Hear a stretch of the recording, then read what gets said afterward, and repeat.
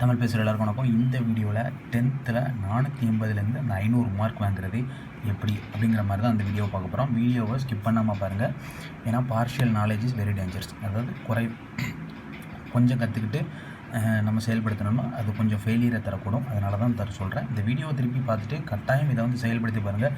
கண்டிப்பாக உங்களோட 480லேருந்து 500 மார்க் வர்றாங்க. நமக்கு பிரச்சனை வர்ற இடம் என்னென்னு பார்த்தீங்கன்னா, எல்லாருமே 2 மார்க் கொஸ்டின்ஸ் 5 மார்க் கொஸ்டின்ஸ் எழுதிடுவாங்க. பிரச்சனை வர்றதுன்னு பார்த்தீங்கன்னா 1 வேர்டு தான். ஓகே, அதை புக் இன்சைடு 1 மார்க்ஸை படிச்சுக்கணும். இதை எப்படி படிக்கிறது அப்படிங்கிறது பார்த்தீங்கன்னா, எந்த லெசனில் பேஜஸ் கம்மியாக இருக்கோ அந்த ஆர்டர்லேருந்து படிக்க ஆரம்பிக்கணும். இப்போ ஒரு 10 லெசன் இருக்குது. அந்த 10 லெசனில் 6வது லெசனில் பேஜஸ் கம்மியாக இருக்குன்னா அதில் ஃபஸ்ட்டு புக்கை ஃபுல்லாக ரீட் பண்ணி விட்றணும். டெய்லி கன்சிஸ்டண்ட்டாக ரீட் பண்ணிகிட்டே இருக்கணும். அந்த அசெண்டிங் ஆர்டரில் எழுதிக்கோங்க. இப்போ 6வது லெசனில் 10 பேஜ் தான் இருக்குது, 5வது லெசனில் 15 பேஜ் இருக்குது, 4வது லெசனில் 20 பேஜ் இருக்குது, 1வது லெசனில் 21வது பேஜ். இந்த மாதிரி பேஜஸ் கம்மியாக இருக்கிற லெசன்லேருந்து படிக்க ஆரம்பிக்கும். ஓகே, இதுதான் நம்ம சொல்ல அந்த ஃபஸ்ட்டு ட்ரிக்கு. ரெண்டாவது என்ன பார்த்தீங்கன்னா, ஹார்ட்ஸ் கொஸ்டின் அப்படின்னு சொல்லி சயின்ஸ் எல்லா சப்ஜெக்ட்ஸ்லேயும் இருக்கும். HOTS அப்படின்னு சொல்லி இருக்கும். அந்த கொஷின்ஸையும் நம்ம படித்து ஆகணும். 3வது கொஷின் என்னென்னு பார்த்தீங்கன்னா, திங்கிங் கார்னர் அப்படிங்கிற ஒரு விஷயம் இருக்கும். ஓகே, 10th புக்கில். ஓகே, அந்த கொஷின்ஸையும் நம்ம நல்லா படித்தாகணும். 4வது என்னென்னு பார்த்தீங்கன்னா, அடிஷ்னல் கொஷின்ஸ் படிக்கணும். ஓகே, அடிஷ்னல் கொஷின்ஸ் படிக்கணும்னா எல்லாத்தையுமே படிக்கணுமா புக்கு ஃபுல்லாக அப்படின்னு கேட்டிங்கன்னா இல்லை. அதுக்கு என்னன்னு பிளான் பண்ணிக்கலாம்னு பார்த்தீங்கன்னா, இப்போ ஃபிசிக்ஸை பொறுத்த வரைக்கும் ஏதாவது ஒரு 4 லெசன் ஃபுல் அண்ட் ஃபுல் படித்து வச்சிடணும் புக்கு ஃபுல்லாக, அட்டை ஸ்டார்டிங்லேருந்து எண்டு வரைக்கும். அதே மாதிரி கெமிஸ்ட்ரியை பொறுத்த வரைக்கும் 4 லெசன் படித்து வச்சுக்கலாம்.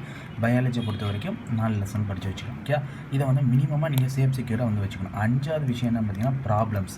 ஓகே, ப்ராப்ளம்ஸை பொறுத்த வரைக்கும் எதுலேருந்து நமக்கு வரப்போகுதுன்னு கேட்டிங்கன்னா, தமிழ் இங்கிலீஷை பொறுத்து பிரச்சனை கிடையாது. ஓகே, தமிழ் இங்கிலீஷில் ஒரு சின்ன பிரச்சனைகள் இருக்குது. அது என்னன்னு சொல்லி நம்ம பின்னாடி வரப்போகிற நிமிடங்களில் பார்க்கலாம். ஓகே, இங்கே பிரச்சனை என்ன பார்த்தீங்கன்னா, ஃபிசிக்ஸ்லேயும் இந்த கெமிஸ்ட்ரிலையும் ப்ராப்ளம்ஸ் வரும். ஓகே, ஃபிசிக்ஸ் ப்ராப்ளம் கம்பேர் பண்ணலே காட்டிலும் கொஞ்சம் ஈஸி. ஓகே, ஃபிசிக்ஸ் ப்ராப்ளம் இது பண்ணுறது ஈஸி.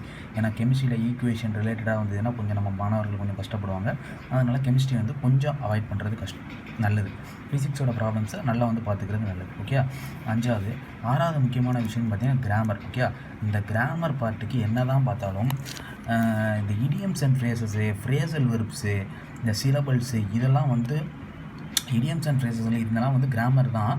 ஆனால் இருந்தாலும் கூட அது மீனிங் தெரிஞ்சாலே நம்ம போட்டுடலாம். ஓகே, எதெல்லாம் ஃபுல் அண்ட் ஃபுல் கிராமராக வரும்னு பார்த்தீங்கன்னா, இந்த active voice, passive voice, direct speech, indirect speech, okay, simple, complex, compound, இந்த 3 தான் இருக்கிறதுலே கிராமர் பார்ட்டில் ரொம்ப ஒரு கஷ்டமான விஷயம். ஃப்யூச்சராக நம்ம சேனலில் அதுக்கான வீடியோஸ் போடுவோம். ஓகே, ரிலேட்டிவ் ப்ரோனவுன் இதுக்கெல்லாம் ஏற்கனவே நம்ம வீடியோஸ் போட்டிருக்கோம். டென்ஸ்லாம் ரொம்ப ஈஸி தான். ஓகே, எப்படி ஃபைண்ட் அவுட் பண்ணிட்டோன்னா ரொம்ப ஈஸி. ஓகே, அடுத்து தமிழில் பொறுத்த வரைக்கும் எதில் பிரச்சனைன்னு பார்த்தீங்கன்னா, இந்த அணி இலக்கணம். ஓகே, இதில் தான் எனக்கு தெரிஞ்சு மேஜராக பிரச்சனை வரும். என்னென்ன அணி இருக்கோ, குறிப்பிட்ட புக்கில் என்னென்ன அணி இருக்கோ அந்த அணியை ஃபுல்லாக எழுதி அதுக்கு ஒரு எக்ஸாம்பிளோட படித்து வச்சுக்கிட்டு அந்த அணியில் ஈஸியாக மார்க் ஸ்கோர் பண்ணிடலாம். இலக்கணத்தை பொறுத்த வரைக்கும் அதே மாதிரி தான். ஒன்ஸ் நீங்கள் புக்கில் இருக்கிற அவ்வளோ இலக்கணத்தையும் படிக்கணுங்கிற அவசியம் இல்லை. எது இம்பார்ட்டனோ அதை மட்டும் நல்லா படித்து, ஏன்னா இலக்கணத்தில் நமக்கு தேவையானது அதில் உள்ள கேட்குற கொஷின்ஸ்க்கு மார்க் ஸ்கோர் பண்ணணும். ஓகே, நம்ம நிறைய படிச்சுட்டு போய் வேண்டாம். ஓகே, என்ன முக்கியமோ அதை நம்ம படித்து வச்சுக்கலாம். 4வது என்ன விஷயம்னு பார்த்தீங்கன்னா, கொஷின் பேப்பரை டெஸ்ட் எழுதி பார்க்குறது. எந்த கொஷின் பேப்பர் எழுதி பார்க்கலாம். First midterm quarterly question, second midterm half yearly question, அடுத்து தேர்டு மிட்டம், அடுத்து first revision, second revision, third revision. இந்த 3 இந்த 1 2 3 4 5 6 7 8 இந்த 8 கொஷின் பேப்பரையும் தரவாக இருக்கணும். ஈவன் ஒன் வேர்டு கூட முதல் கொண்டு இந்த 8 கொஷின் பேப்பரும் நல்லா தரவாக இருக்கணும். ஓகேயா, அடுத்து என்னென்னு பார்த்தீங்கன்னா, மேக்ஸை பொறுத்த வரைக்கும் இப்போ ஹார்ட்ஸ், திங்கிங் காரணத்தை பற்றிலாம் நான் சொல்லியாச்சு. இப்போ எதை சூஸ் பண்ணணும், எதை விடணும். இப்போ மேக்ஸை பொறுத்த வரைக்கும் எந்த ஆர்டரில் நான் சூஸ் பண்ணுறது சேஃப்டி அப்படின்னு சொல்லுவேன்னா, 1வது லெசன் எழுதுறது சேஃப்டி. அடுத்து என்னென்னு பார்த்தீங்கன்னா, 4வதுல தியரம் கேட்டால் எழுதணும், இல்லைன்னா எழுதக்கூடாது. ஓகே, தியரம் ஒரு 7 தியரம் இருக்குது. அதில் ஒரு 5 தியரம் ரொம்ப முக்கியமானது. அடுத்து என்ன பார்த்தீங்கன்னா, கோஆர்டினேட் ஜியோமெட்ரியில் அந்த ஏரியா ஆஃப் ட்ரையாங்கிள் அந்த மாதிரி சம்ஸு, இந்த மாதிரி சம்ஸ் கேட்டால் அதில் எழுதுறது. ஓகே, அடுத்து என்ன பார்த்தீங்கன்னா, ட்ரிகனாமெட்ரியும் மென்சுரேஷனும் எழுதிட்டு ப்ராபபிலிட்டி எழுதுறது நல்லது. இந்த சாப்டர்ஸ் ரொம்ப கொஞ்சம் ஈஸியாக இருக்கும். கிட்டத்தட்ட இந்த சாப்டர்ஸ் பிரிச்சிடலாம். இந்த மேக்ஸை பொறுத்த வரைக்கும் எப்படி படிக்கணும், சயின்ஸை பொறுத்த வரைக்கும் எப்படி படிக்கணும், சோஷியல் சயின்ஸை பொறுத்த வரைக்கும் எப்படி படிக்கணும் அப்படிங்கிறது பின்னாடி பார்க்கலாம். தமிழ் இங்கிலீஷை பொறுத்த வரைக்கும் 1லேருந்து 6 இயல் வரைக்கும் தரவாக வந்து வச்சுருக்கணும். இந்த 7வது இயல் 8வது இயல் வேணால் புக் பேக் கொஷின்ஸை மட்டுமாவது நீங்கள் படிச்சுட்டு போயிடணும். இங்கிலீஷும் அதே கான்செப்ட் தான். 1லேருந்து 6 இயல் ஏதாவது ஒரு 2 லெசன், அது கடைசி 2 லெசனாக இருக்கட்டும், புக்குக்கு பின்னாடி இருக்க கொஷின்ஸ் மட்டுமாவது படித்து வச்சுக்கணும். ஓகேயா? ஒன் வேர்டாக நல்லா வந்து புக் இன்சைடை வந்து ரீட் பண்ணி பார்த்துக்கணும்.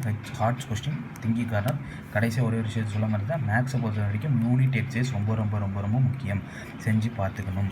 யூனிட் எக்ஸசைஸ்லேருந்து தான் நிறைய சம்ஸ் வந்து இந்த ஹாஃப் இயர்லி வந்து கேட்டிருந்தாங்க ஸ்டூடெண்ட்ஸோட ரெஃபரன்ஸ் படி. இந்த வீடியோ உங்களுக்கு பிடிச்சிருக்குன்னு நினைக்கிறேன்.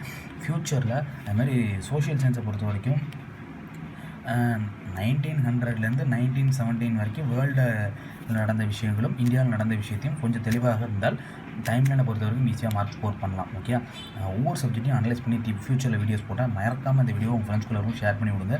நான் சொல்லியிருக்க இந்த விஷயங்கள் உங்களுக்கு யூஸ்ஃபுல்லாக இருக்குன்னு நம்புகிறேன். நம்ம சேனலுக்கு ப்ளேலிஸ்ட்டையும் யூஸ் பண்ணி பாருங்கள். மறக்காமல் இந்த வீடியோ ஷேர் பண்ணி விடுங்க. ப்ளேலிஸ்ட்லையும் ஒரு மேக்ஸில் எப்படி குவாட்ராட்டிக் ஈக்குவேஷன் சால்வ் பண்ணுறது, அந்த ட்ரிக்கை ஃபாலோ பண்ணி எப்படி சால்வ் பண்ணுறது, டி ரூட் எப்படி சால்வ் பண்ணுறது அப்படிங்கிற மாதிரி உங்களுக்கு கண்டிப்பாக யூஸ்ஃபுல்லாக இருக்க மாதிரி வீடியோஸ் வந்து போட்டிருக்கேன். யூனிக் கான்செப்டாக இருக்கும். ஒரு சம் நீங்கள் கான்செப்ட் கற்றுக்கிட்டிங்கன்னா அதே ஃபார்மேட்டில் எல்லாம் செய்கிற மாதிரி இருக்கும். ஓகே, பாய்.